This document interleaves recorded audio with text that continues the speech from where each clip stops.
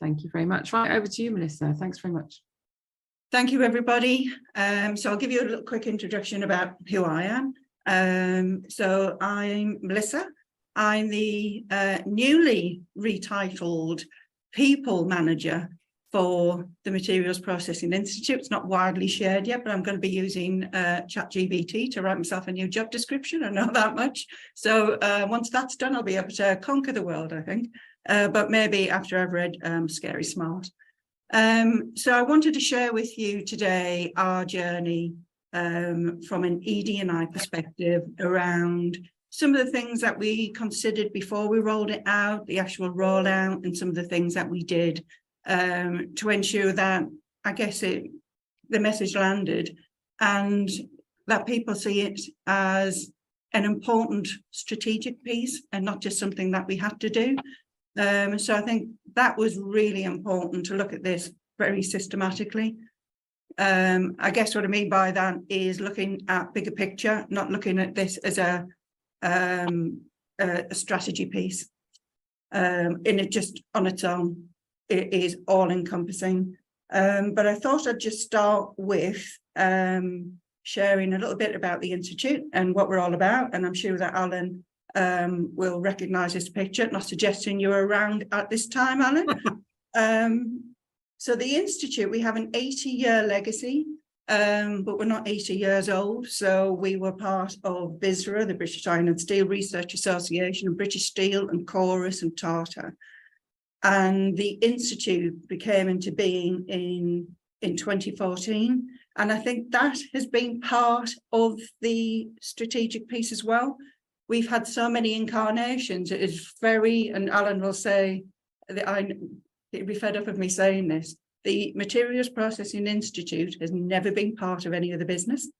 Some of its people have, but it's really important when we looked at this that we get the language right. So we're speaking our language and not the language of Tata or Chorus or British Steel. And I'm not saying there's anything wrong with any of those businesses, but it's really important to move the culture on, that we recognise who we are. Otherwise, it would be quite a tricky concept to overcome. It's really important you know who you are when you do that impact assessment really early on. So I know, I think Pam mentioned about metrics and having metrics that kind of reflect the foundation industries, and I think you'll find exactly that with the Institute. There are only 16 women at the Institute, 66 men. The majority of women at the Institute are in what I would call gender normative roles, fill a very, very traditional role, and the majority of our people are over 40. So we have an ageing workforce, and a majority of it is men. And I guess the most staggering thing is, as you can see, that I've been very, very busy in the last couple of years. The majority of our people have only joined the business in the last 2 or 3 years. So I think Alan, mentioned at a recent management board meeting that we've doubled our headcount in the last 2 or 3 years. So it's been a busy time for me, but what that does do is give us a really exciting launch pad in terms of the people coming into our business. And I think it does reflect a real change in what we want as a business. I think Chris's message, which I was on the very first slide, Chris McDonald, our CEO, come as you are and you will be welcome. It's an unambiguous, welcoming message. And I think that message in itself has been a catalyst for change at the Institute. So why did we look at this from a bigger picture perspective? We have an ageing workforce. It is mostly male. It's traditional of the industry that we are in. We haven't moved away from the legacy of previous incarnations, and that is understand who you are right from the beginning, and you know the journey ahead. It's critical. So typical, as I say, but we've got the diversity gaps, especially that gender imbalance. But I think what we realised in this business is trying to have more women come into the Institute now we've missed a massive step already. It's engaging with kids in primary schools and that community outreach. That is really where we need to focus a lot of our effort as well. So these are some of the things we're missing out on: that creativity, diversity of thought. The definition of insanity is doing the same thing and expecting different results. And I think we have a bit of a track record for that. We did this before, it worked before, but I think what we know about knowledge is it's only relevant for a certain amount of time. And we've been talking about a digital age. I think that's accelerated that. I think people talk about that legacy, but the reality is the things that we might have learned 10 or even 5 years ago are no longer relevant. You've got to keep doing the horizon scanning. You have to keep looking at the information out there to make sure that you are evolving as a business. I think the digital age now probably looks at 2.5 years being about the time span of knowledge. So it's quite a scary, but a really exciting time as well. And we haven't had a focus on ED&I, not as a strategic area, not as a bigger picture, big ticket thing to go towards. And people think about it in very, very, I guess, everyday language. They don't see it as that competitive advantage that I see it in. I'm pleased to say that the tide is turning. And we use some of this as part of the rollout as well, the why we need to do it. We need to take a systematic approach. We need to look bigger picture. We need to create those links. What is our ED&I strategy? What is it in service of? And we just had a session yesterday on what is our purpose. For me, it's very easy. I come to work every day because I want to save the planet. That's how easy it is for me. ED&I is a huge, huge tool that we can pull on, because what great way to reach out to global communities is to have a global and diverse workforce. It just opens up so many doors that you just might not have thought to even think about before. And looking at it in a way is kind of, you have epiphanies all of the time through running these sessions. I didn't even think about that before. And that's where it just, that tapestry of all of those fantastic conversations is what enriches you and makes you want to do more and attract more people. So I think looking at it from a mind map perspective, which is how I started the journey, and Alan will probably agree with me, that my mind is odd. And I don't mean that it's strange, it's just it will go off in tangents. And I think that is the beauty of mind mapping. It does help you see the interdependencies. It does see the critical paths, the ways in which one area will take you off down a rabbit hole.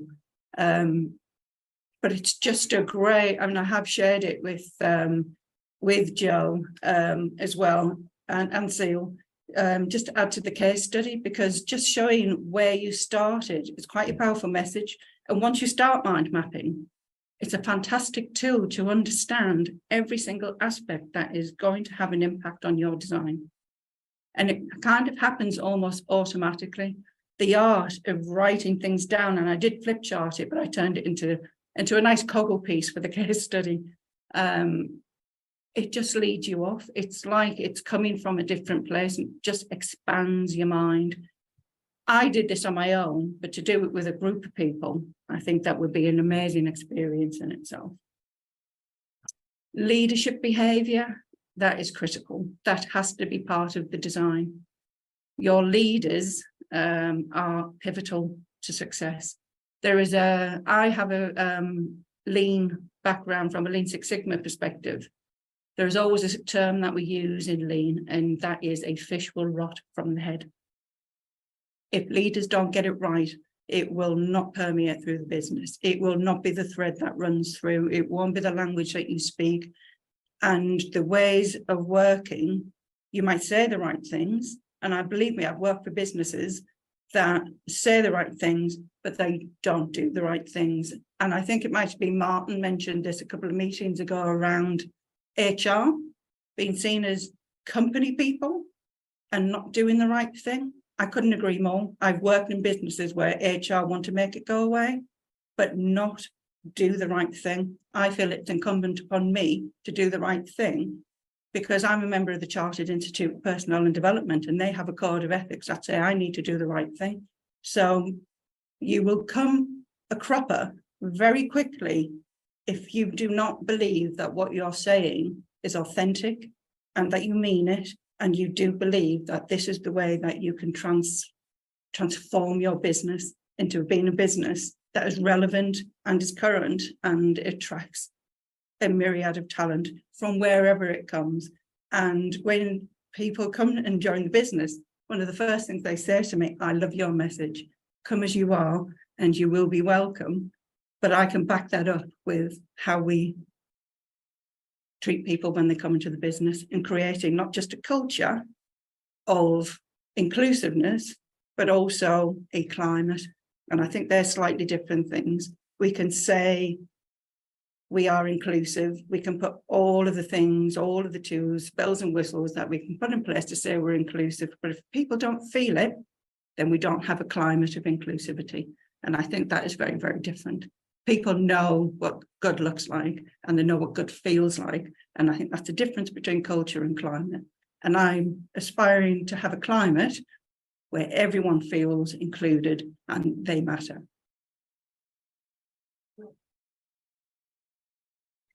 This is Chris, our CEO, and he is one of the most inspirational leaders that you'll ever meet. And if you have a CEO that delivers on this message, that will create videos for you and send them out and puts them on YouTube and welcomes people in from wherever they are to comment on his videos about neurodivergence, about equality in the workplace, about people going into STEM. He's very open about his own background from a socioeconomic perspective and why it's important to him. And if you have a CEO that is delivering this kind of message and is authentic with it, you can't ask for more. I talk about my own experiences with discrimination because it's a very, very lonely place to be when you feel that you're being treated differently because of discrimination. When I was a member of the leadership team in a big business, a massive food manufacturing business, up there with, you know, all of the big brands like Coca-Cola and PepsiCo and all of those people. It wasn't any of those, by the way, I'll just say. And when I was diagnosed with breast cancer, my journey in that leadership team changed almost overnight. And the reason I share it is because it's such a big part of my life. It'd be the elephant in my room on a permanent basis if I didn't address it. And I know what happened afterwards, after diagnosis. And being discriminated against, it's a really lonely place. It's a scary place. You feel that you're responsible for it in some way. And I think when you've been in that place, you will aspire to make sure that nobody ever feels the way that you felt. Because it's a lifelong diagnosis. You will never move on from it. The treatment is something that you can really, it will be ingrained in your life for as long as you can remember. And there are still times now when I feel a certain way about it, but I move on and I channel that into what I'm doing here as the people manager. Who doesn't want anybody to feel that way when they come to work, and nor should anybody come to work and feel that they are discriminated against. I'm not saying everything that we do at the Institute, we always get it right, we do make mistakes, but I think the honesty of what we do is we call it out and say we've made a mistake, let's move on, but let's learn from it, and this is how we avoid it going forward. I should say that Chris is our CEO currently, but he has been selected as to stand for a member of Parliament in the next general election in Stockton North.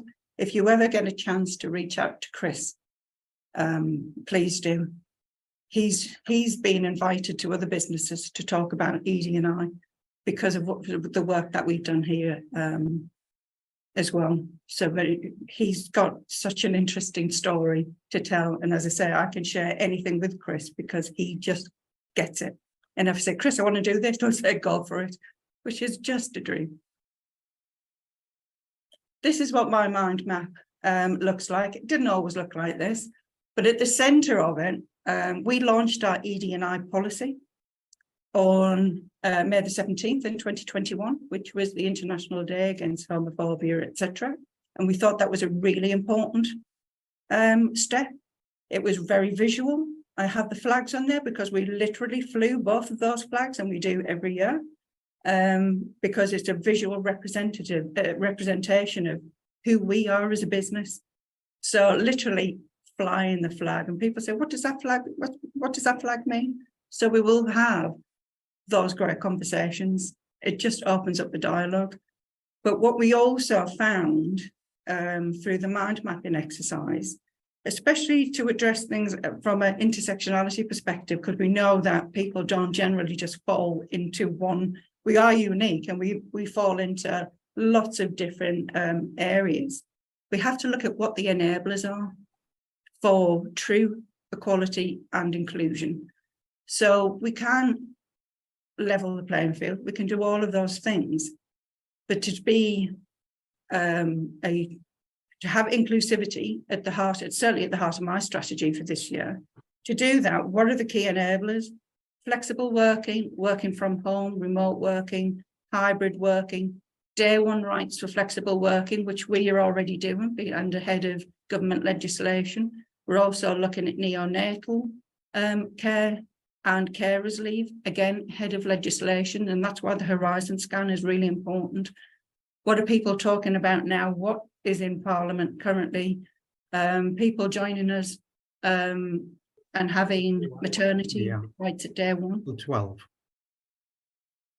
So it was really, really important to make sure all of those enabling tools are there. So you can say that you're a diverse business, but do your practices make you diverse? Do people say, can people come to the Institute and say on day one when they're recruited in their induction, can I work from home? Yes, they can. If that's what the job can do, you can work from home from day one. And I think as a woman going into STEM, how important is that when we know that we are primarily responsible for childcare and all of those things. So think about what the enablers are.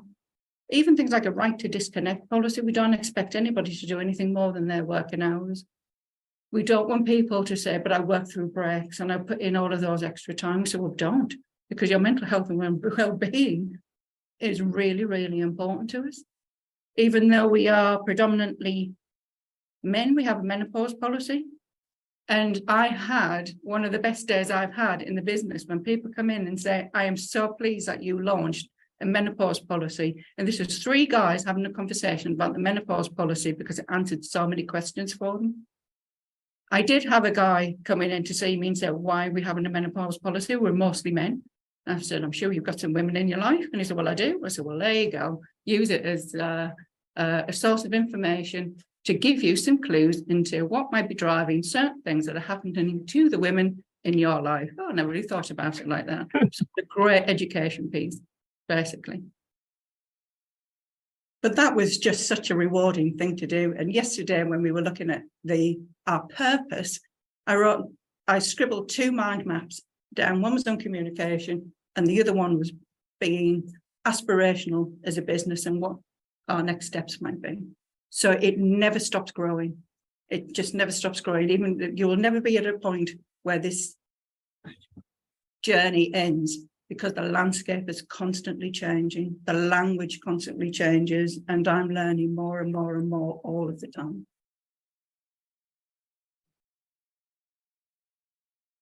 So after I developed the mind map and basically, splattered my brain onto a big flip chart, education is key. Communication is absolutely everything. And even when you think you've communicated enough, just communicate some more and make sure it is the message that goes into everything. So every time we launch a policy, we talk about our people are really important, your mental health is really important, your well-being is important. Therefore, Please disconnect. Please make sure if you're working from home, you're doing so safely. So the language is consistent in all of our policies. What is getting in the way of us being inclusive? And to be honest, I think I let some of the people in the workshop answer this, and I had a really powerful message come out of one of the workshops, which was people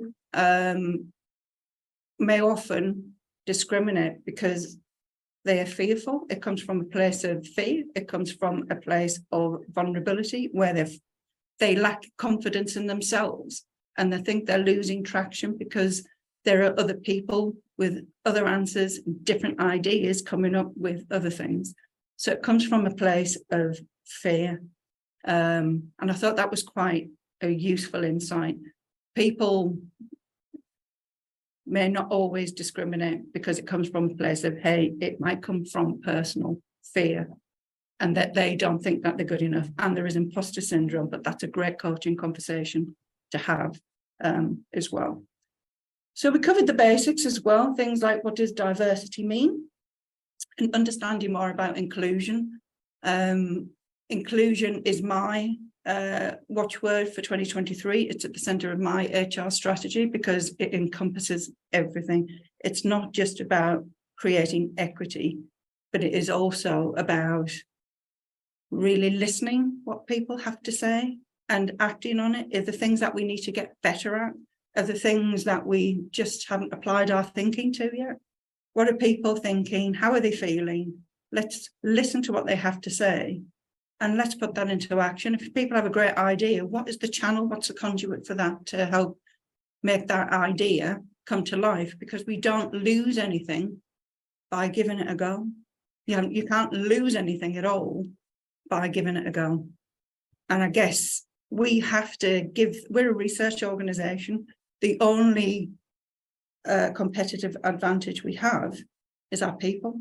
We don't sell widgets. We don't have a production line. Our people are our competitive advantage. People don't buy what we do. They buy why we do it. And that relies on people to give a very compelling message. And to do that, they've got to be engaged and they've got to feel valued and they've got to be included. And you've got to know what's on their mind, because I work with people who've got they are the most talented people in the business, in the world, as far as I'm concerned. The people I work with are so clever, and I feel like I've only got one degree and I'm just nowhere near close enough to what these people have, but they have the capacity in their fingertips to be able to come up with world-changing technology that reverses the impact of industry on the climate. I just think, what an amazing thing to have. If I had that talent, I would absolutely be shouting about it from the rooftops. So I'm always looking for those even better ifs. It's as simple as that. Where's the even better if? That's brilliant. Wouldn't it be even better if? And I want people just in a research business who wouldn't be asking that question. I'd be asking it all the time, to the point where I'd be, are we there yet? Are we there yet? It would just be, that's even better if, simple question, but don't stop asking it, is what I would say. So from an education perspective, we did a trainer session with the management board, and we had some really interesting discussions. We had one standout moment was about tattoos. What do we think about people with tattoos? And I think, I don't really care about people with, tattoos. Or what can you put them in front of people, customers who have tattoos? And I think, well, what if they've got tattoos? And then I'd probably say, yes, diversity isn't just about protected characteristics. It's about the way we dress. It's about everything. We can be different for lots of different reasons. I don't think there is you shouldn't put a filter on that. You could be denying yourself an amazing opportunity to hire the best person in the world. And Chris shared a story with a good friend of his, absolutely covered in tattoos on his head, on his face, absolutely everywhere. He said he's one of the most caring people he's ever met in his entire life, and inspires him to do more, to care for others every day. So it's a valuable lesson, I think, that unconscious bias, don't judge a book by its cover, is what I would say. We did give certificates to everybody after they attended that session, but I think what was really important was to have leaders in our business leading those workshops. Don't leave it just to HR, because then it becomes an HR thing. It becomes your people manager things. It has to be shared. Everybody has that shared ownership to deliver such a positive message. And I think that really, really worked. We are time poor from an institute perspective because every hour is a billable hour. So we made an hour and a half work, and it was so impactful. And it was really about people sharing their stories as well. I also share a dashboard and SWOT. I do this every month. I share a PESL, so I'm always looking externally, what's happening in HR externally. And it might include what's happening politically or environmentally, but always making sure I'm sharing information to encourage conversation.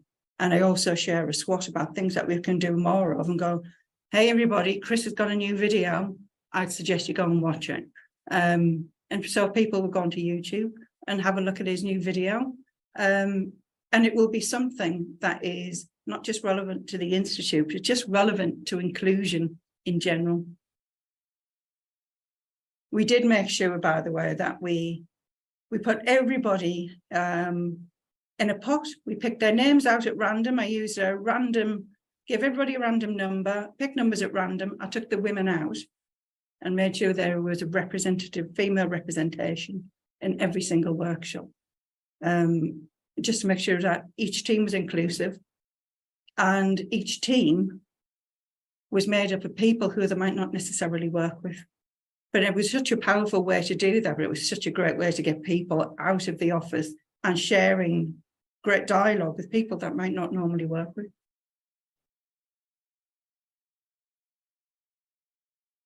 Here's a bit of a close-up of my dashboard and SWOT.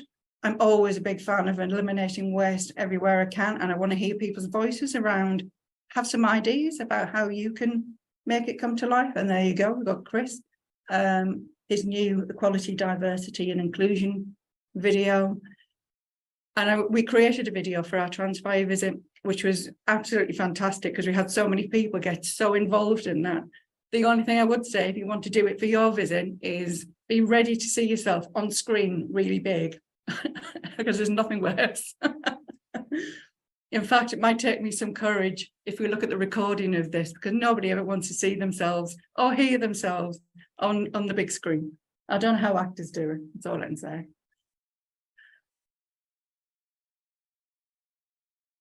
And this is just so we had run a couple of workshops. So having everybody in a room, use the same approach to everything. We had a health and safety workshop. We had a workshop on commercial and finance, just pulling people together into a room, thinking on their feet, flip charting stuff were a great way just to build the camaraderie between people and have people just mesh together in a creative moment.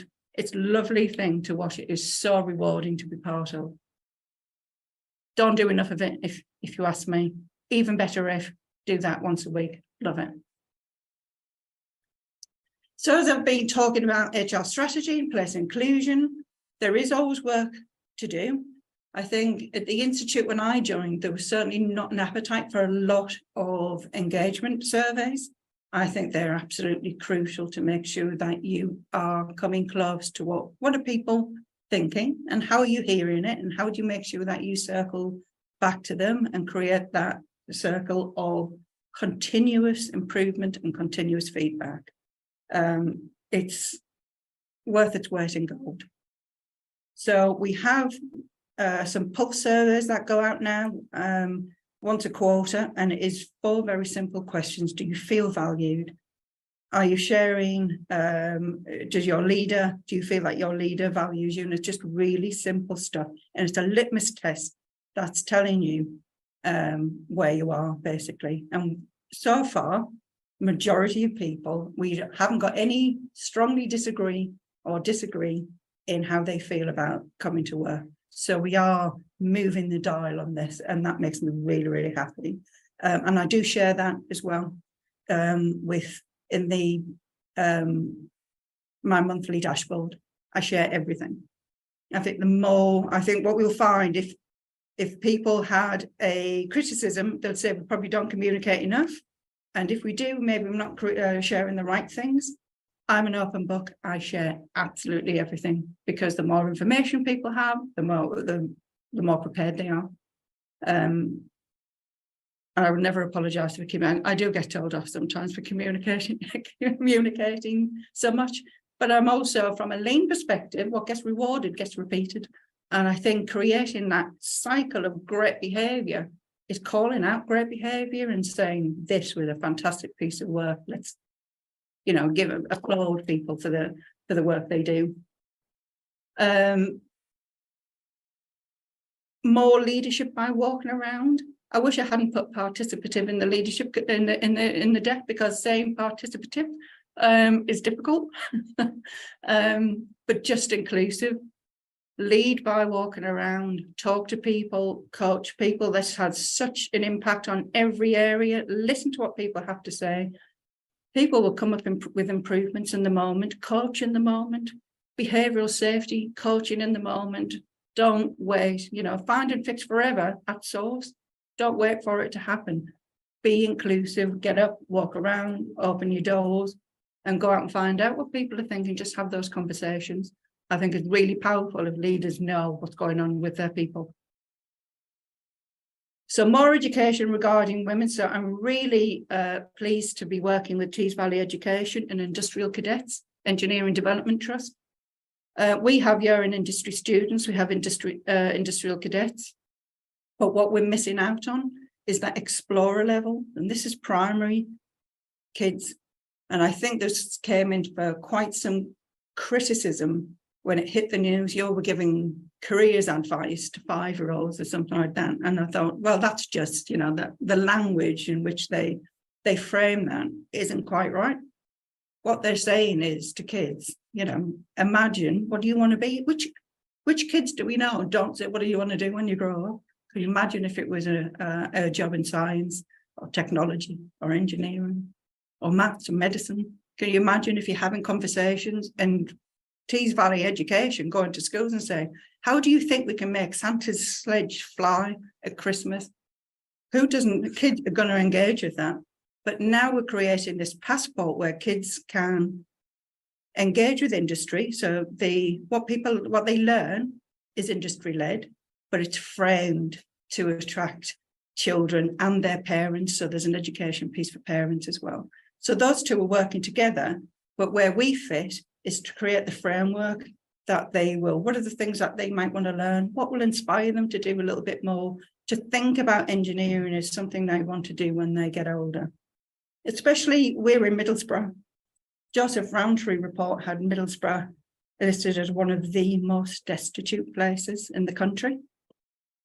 And where people are destitute, they need to see what they can aspire to be. It doesn't have to be an anchor that wears them down. Their fate isn't already written if we intervene at the right time. And kids do have agency at that age. And that's why it's really important to work with educators. So I think we're doing a huge piece of work there. And communication, as I said, it's absolutely everything. So where are we now? So we are reviewing our ED&I policy to make sure it remains relevant. And I won't lie, what's happening at the CBI has been a real catalyst for that. It's probably, for people who work in HR, they're probably thinking it's never been so relevant with what's happening with CBI. It's created, this is why climate is really important rather than just culture. There are things that happened under that guy's watch, which people thought was permissible because of the culture that had been created. If the climate had been right, people would have stood up and said, this is wrong.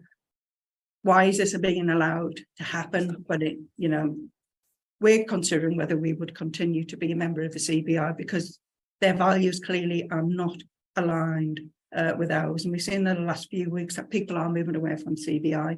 They might come back to it at a later date, but there has to be a root and branch systematic change.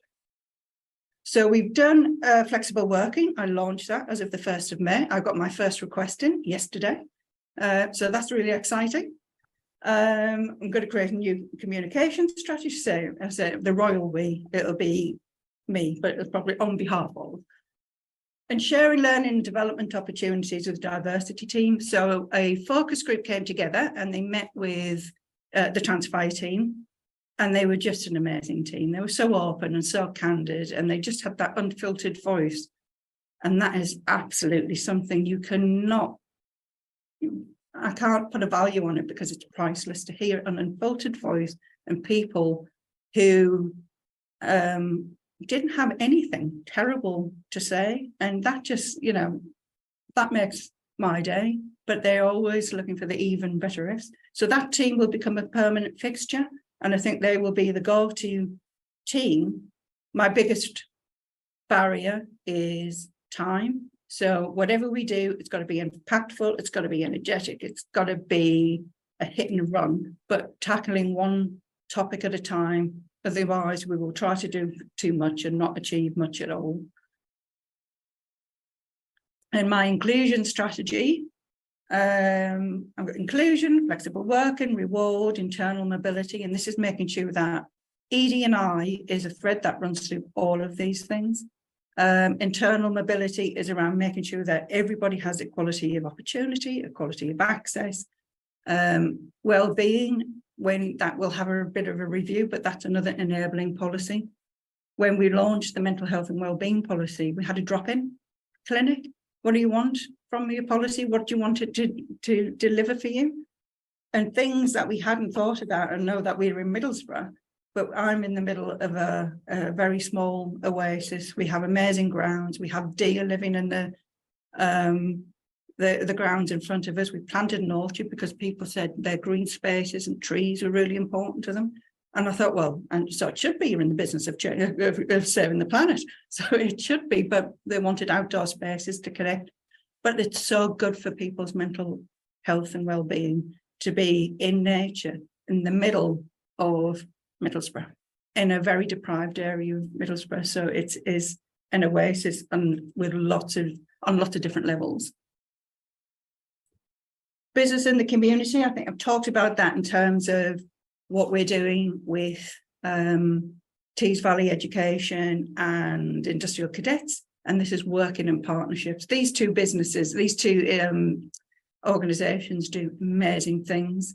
So I've put them together because I think together we could create this new Explorer cadet, which will just inspire kids to go into STEM, because that's where we'll encourage diversity in STEM at that age. I think when we're looking at it from secondary and college, we might have missed the boat. We've got to do some outreach. We've got to let the outside in as well. We've just had a couple of visits from a school, and we shared everything from virtual reality, AI. We showed them how to, some of the stuff we're working on and creating green steel. And I thought, well, that's amazing, because we're the only people in the UK that are trying to make green steel. And I think that's something. That's like, why is that not on first slide? And kids are kind of like, wow, you're really doing all of those things. And we're hoping that we've just hit the mark and it just could change one person's trajectory. Some of the other stuff we already do is we are a real living wage employer for our subcontractors. We are looking to become a real living hours employer, which means that there is a guaranteed working week. There are no 0 hours contracts, unless, of course, those people do want them. We are accredited by the Good Business Charter. We have an employee benefits platform that helps save people a little bit of money, especially in the cost of living crisis. But we also have an employee assistance program where people can ring and talk to somebody if they need support from a mental health perspective. And that's been really important and really powerful. And also working with diversity and ability, who wrote a report and looked at everything that we do. They looked at our website, they looked at our recruitment practices, they looked at pretty much everything and wrote a report for us to say what we were doing well and where we could do more of. So things like, which you don't, if you don't think about it, you've got to get somebody else to look at it with a fresh pair of eyes. And they said your website is, firstly, from an accessibility perspective, anything below a font 12, and I think ours is mostly below that because we have a thing about Arial 11. As I've always said, nobody ever lost a business because it wasn't in Arial 11. I think we just need to get a bit better. And it's full of men. So it's not going to be surprising that the people who look at your website firstly think you still make steel, although we do have a small steel making plant at the back, which gives us a unique selling point, but it's not the only thing we do. There are lots of men on there, and are we sure that everybody can read the information they need to read on our website because it's not accessible enough? And I thought that's a really powerful thing to have somebody to come in and look at what you do and say, you might want to do some of this, because giving feedback and receiving it are just as powerful. And I think we have to learn and understand where they're coming from and make those changes if we really do want to connect with as many people as possible. And I think this might be my last slide. You're probably going, God, when does she stop like Duracell Bunny? I think what was really important when, especially the technical women in the business, were going to conferences, and I get invited to lots of conferences around women in the workplace. And I think, I get it. I'm a woman in the workplace. I know what it's all about. I know where the bodies are buried. I know how I feel when I come to work. It's the men that you need to get to go to these things.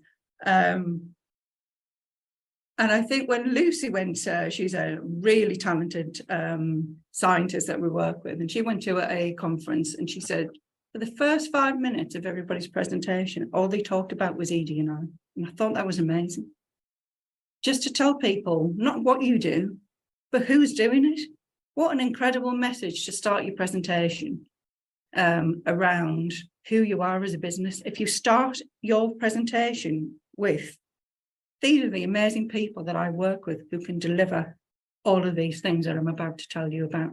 That is just as important. What you do is important, but who does it is more important. And I think that's it. That's the lovely Materials Processing Institute in the heart of Middlesbrough.